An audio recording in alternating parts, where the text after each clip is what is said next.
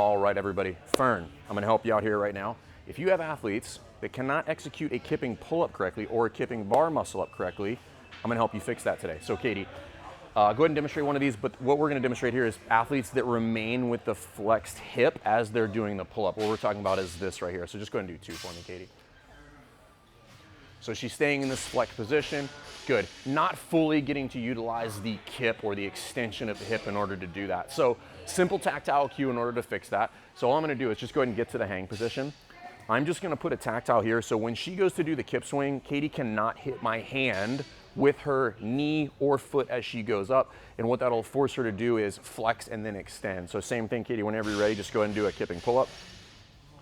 So now she's starting to, yeah, go ahead and come on down. And do one more time. So I want to get them out of this position. So essentially I'm just going to use a tactile cue to block that. Now when you do this, many athletes will screw up the movement, and that's totally fine. What I want to make sure is that they're getting out of this flex position. Again, we'll do one more. I want you guys to look at Katie's hip. Don't look at my hand. So just look at the hip here. Yeah, I'm going to give you the same tactile cue. Yeah, good. So you guys are looking at the hip right here. I want to make sure at the top she's in extension. So same thing, don't hit my hand.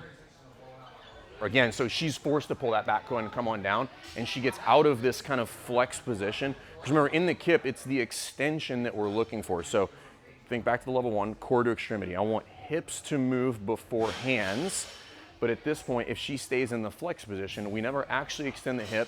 It requires a significant amount of upper body pulling strength in order to get that. Save that for L pull-up day. Quick tactile cue.